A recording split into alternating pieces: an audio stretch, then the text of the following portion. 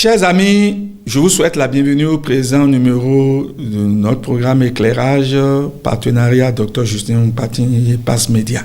Je suis persuadé que ce que nous faisons vous plaît. Et je voudrais de plus en plus lire vos commentaires. Si cela rejoint votre assentiment, faites-nous le savoir. S'il y a des faiblesses, des insuffisances ou des choses à corriger, faites-nous le savoir.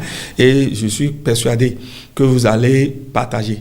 En ce temps d'examen, par ce temps d'examen, il est important que vous puissiez envoyer à tous vos parents pour que les parents en profitent, afin que les candidats en profitent. Il s'agit d'examens. Aux examens, on doit réussir. Les examens ne sont pas un concours. L'examen n'est pas un concours. C'est la raison pour laquelle je propose que nous puissions échanger sur une thématique capitale. Une thématique capitale pour les candidats aux examens, quel que soit l'examen. Quel que soit l'examen. Les derniers réglages avant un examen. Alors, quand je dis les derniers réglages avant un examen, nous pouvons déjà penser aux réglages avant un examen. Les réglages avant un examen, c'est d'avoir été inscrit, c'est d'avoir eu des professeurs, c'est d'avoir suivi les cours, c'est d'avoir mangé bien, les aspects d'ordre alimentaire, nutritionnel, les aspects d'ordre clinique, d'avoir suivi des soins quand le candidat est malade, c'est d'avoir été correct, d'avoir traiter ces exercices. Tout ça là, c'est les réglages pour un examen. Autrement dit, les mesures qu'il faut prendre pour être sûr, pour pouvoir réussir à son examen. Je ne suis pas en train de me préoccuper de ce qui se passe pendant toute l'année scolaire. Je suis en train de me préoccuper de ce qui se passe à 30 jours de l'examen ou à la limite à 60 jours de l'examen. Qu'est-ce qui doit être fait? Bien. Je me fonde sur le quadrilatère ou bien sûr le carré que j'ai l'habitude d'élaborer traitant des sciences de l'éducation. Il s'agit d'un carré ayant dans ses angles l'État, l'école ou les enseignants, les parents et l'apprenant. L'État, l'enseignant, les parents et l'apprenant. L'État se bat toujours pour pouvoir jouer sa partition.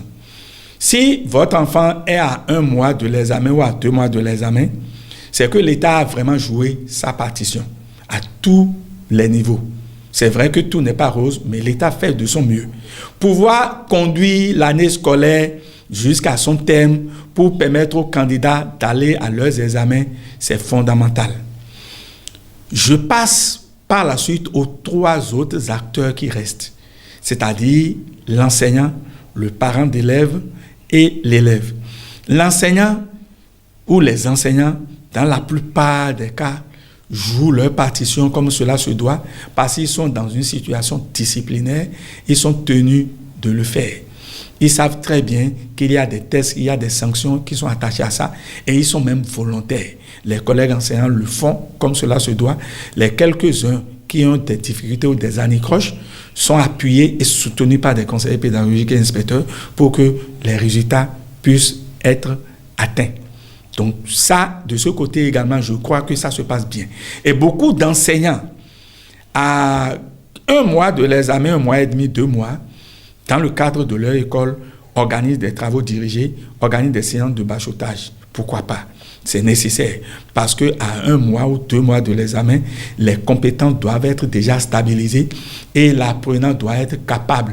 Les compétences sont stabilisées, disais-je, et sont intégrées. Elles sont stabilisées, elles ne sont pas cloisonnées. Elles sont stabilisées, elles sont intégrées. Intégrées au sein de la même matière et même intégrées d'une matière à l'autre dans une approche interdisciplinaire ou transdisciplinaire. Alors, ceci étant, l'enseignant joue également un rôle d'ordre psychomoral. C'est d'encourager l'apprenant, c'est de le rassurer, c'est de lui montrer que non, tout se passera bien. Nous sommes maintenant au niveau des parents et au niveau des apprenants.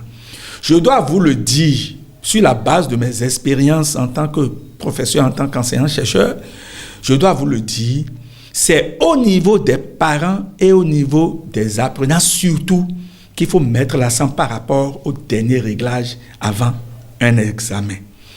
Chers parents, vous avez une lourde responsabilité pendant les derniers jours avant l'examen de votre enfant. Moi, j'ai l'habitude d'insister sur la dimension spirituelle-énergétique. Veillez à ce que votre enfant, sur le plan des prières et sur le plan de la protection spirituelle, soit au point. Je ne suis pas en train de dire que lorsqu'on est spirituellement protégé et qu'on n'étudie pas, on réussit. Non. Mais il faut étudier, il faut se mettre au point intellectuellement et il faut être protégé spirituellement parce qu'il n'est pas bon que le jour des examens, des surprises désagréables se réalisent. On connaît des candidats qui ont étudié, qui ont été premiers, qui sont meilleurs en classe et qui, à 2 semaines de l'examen, connaissent un accident et sont plâtrés. Si c'était même ça, l'enfant pourrait venir composer. On connaît d'autres cas où l'enfant est littéralement malade, alité, et ne peut même pas, avec forte fièvre, et ne peut même pas composer, et est obligé d'aller à la session des malades. Je ne vous le souhaite pas.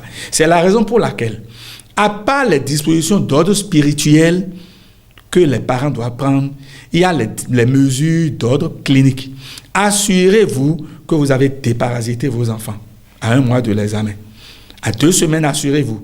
Assurez-vous que l'enfant a prévenu le paludisme, qui est une maladie qui sévit dans nos régions.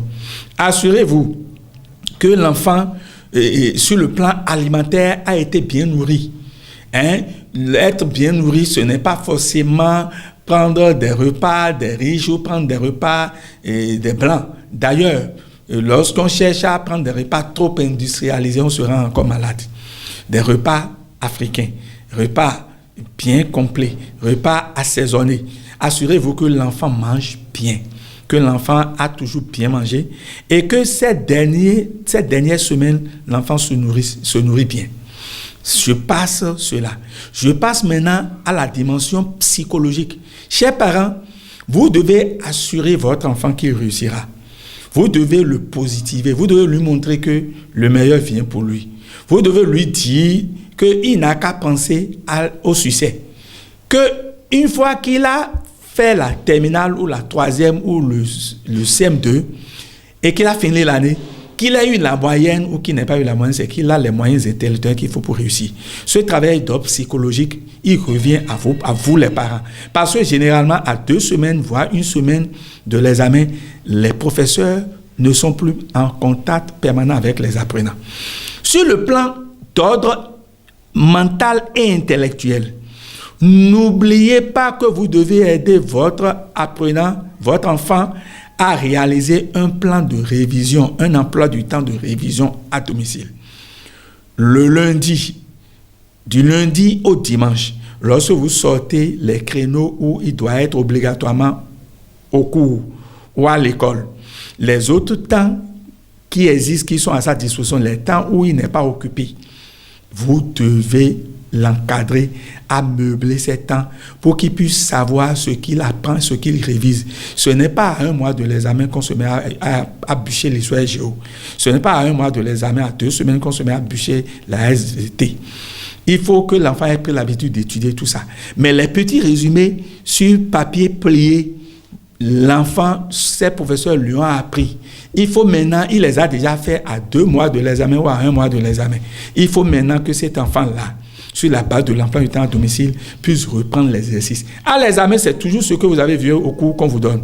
Moi, j'ai remarqué cela. Toujours ce que vous avez vu au cours qu'on vous donne. Donc, chers parents, chers enfants, chers candidats, il faut réaliser un emploi du temps à domicile. À partir de cet instant, je m'intéresse à la responsabilité de l'apprenant.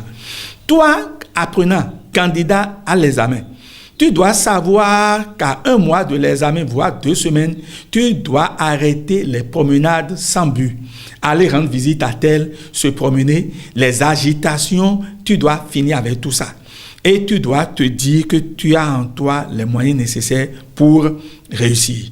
Il te faut obligatoirement un emploi du temps à domicile, il te faut des résumés sur papier, il te faut mettre les formules mathématiques, les formules en PCT, il te faut mettre les formules, les dates en histoire et géographie. Il te faut mettre les citations les plus importantes. On en a jusqu'à une centaine lorsqu'il s'agit de la série A1. Généralement, une cinquantaine, une quarantaine lorsqu'il s'agit de la série D ou de la série C. Il faut essayer de les mettre sur papier et de bien les comprendre et de bien les bûcher. Généralement, ces citations vous sont ramenées en sujet de dissertation philosophique ou lorsqu'il s'agit de dissertation littéraire, en sujet de dissertation littéraire, c'est-à-dire en culture générale. Lorsque vous êtes candidat au bac G1, c'est très important que vos matières telles que, et nous sommes en G1, le bureau secrétariat, par exemple, et la matière telle que les matières de technique administrative, il faut que ces matières-là, vous soyez à jour dedans, parce que vous devez rafler les points. Ne négligez pas l'économie, parce que l'économie peut vous jouer de ça, tout, surtout si vous ne maîtrisez pas le français. Ne négligez pas non plus le français. Et l'anglais qui vous embête très souvent dans l'enseignement technique et formation professionnelle, faites de votre mieux. Révisez les cours, révisez, reprenez les exercices. Essayez de fixer les choses dans la tête. Sur le plan psychomoral, dites-vous que vous avez déjà réussi. Sur le plan spirito-énergétique, ne négligez pas vos bains spirituels si c'est le cas. Ne négligez pas les quelques séances de prière. Mais à une semaine de l'examen, évitez de vous promener de lieu de prière en lieu de prière. Restez concentrés sur vos épreuves et apprenez à traiter les exercices, et les épreuves surtout, en restant dans le créneau horaire imparti. Le jour de l'examen, mon thème ne va pas là, mais je me permets d'extrapoler pour finir. Faites l'effort le jour de l'examen. L'épreuve doit démarrer à 8 heures. Assurez-vous que déjà la veille, vous avez tous vos éléments, tout ce qu'il faut, carte d'identité, frais dessinateur, et feuilles vierges, tout ce qu'il vous faut. Mettez tout dans le sac la veille. Et le lendemain, la veille plutôt, dormez à l'heure habituelle. Ne dites pas que vous allez étudier jusqu'à 1h du matin pour dormir et vous réveiller à 5h. Si vous avez l'habitude de dormir à 23h, dormez à 23h, réveillez-vous à 5h, réglez l'heure, demandez aux parents de vous réveiller et la première épreuve, vous lancez, arrivez au centre de composition, mettez-vous-y. Faites en sorte que vous soyez au centre de composition 30 minutes avant l'heure. Et lorsque vous finissez avec une épreuve, oubliez l'épreuve et passez à une autre épreuve. Évitez les commentaires après épreuve. Chers amis, les derniers réglages avant l'examen, je les ai abordés avec une petite extrapolation sur ce qui se passe pendant le déroulement des épreuves et l'attitude que vous devez avoir. C'est quelques attitudes. Docteur Justin Mpatin, je vous remercie.